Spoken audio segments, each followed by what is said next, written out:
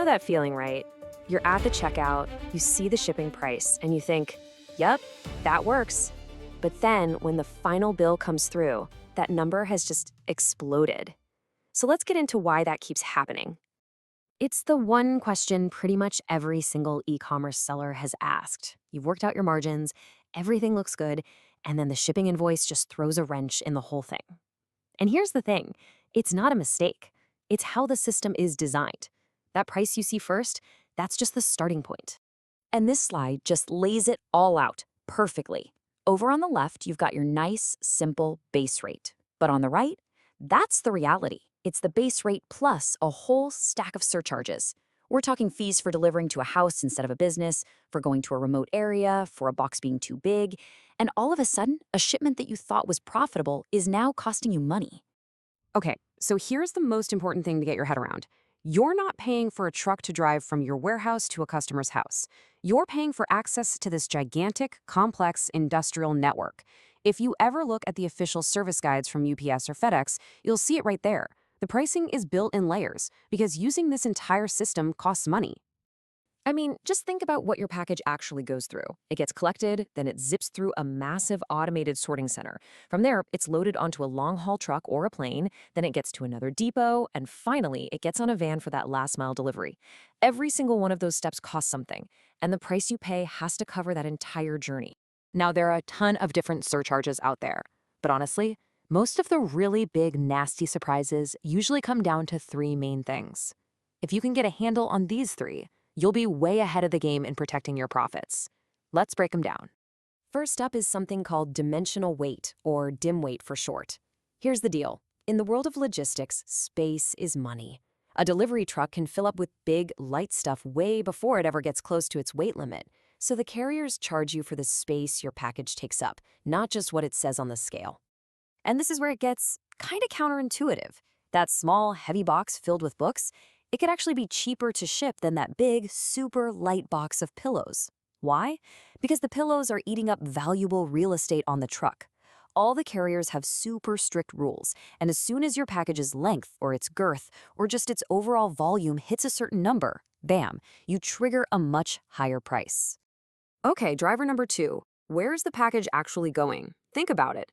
Delivering to a business in a commercial zone is a totally different game than delivering to a single house in a subdivision. For the driver, the business route is dense, lots of drops in a small area, and they know someone will be there.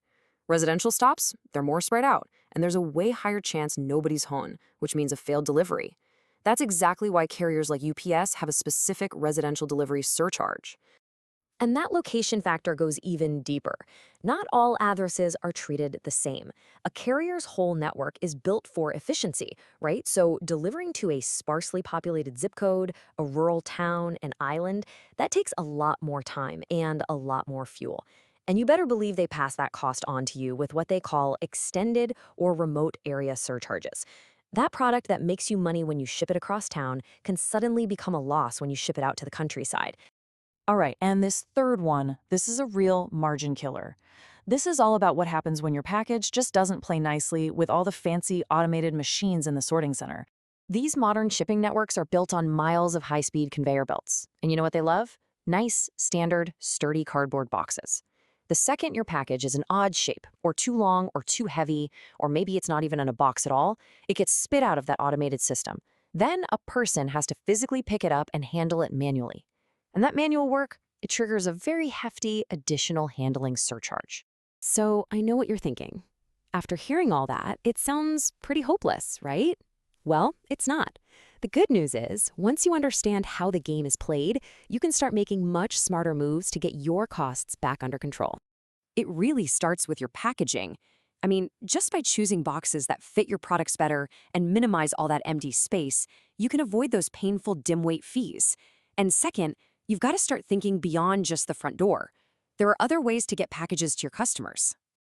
Oh, I love this quote because it just completely reframes the whole conversation. Using things like delivery lockers or local pickup points, that's not just a nice little convenience for your customer. For your business, it is a margin tool.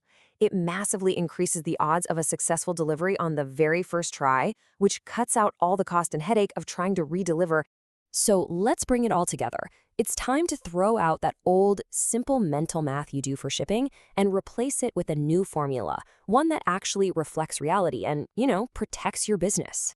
See, your real shipping cost isn't just that one number. It's your base rate plus a bunch of other factors. What's the package's profile? How big is it? What shape is it? What's the destination type? Is it a home? Is it remote? And what's its handling profile? Is it a standard box or a weird exception? Add all that up, and that is your real shipping cost. And that leaves us with one final, and I think really important question you need to ask yourself. Because to protect your profit margin in this game, it's not about knowing the base rate. It's about understanding and expecting and pricing for all the exceptions. So are you?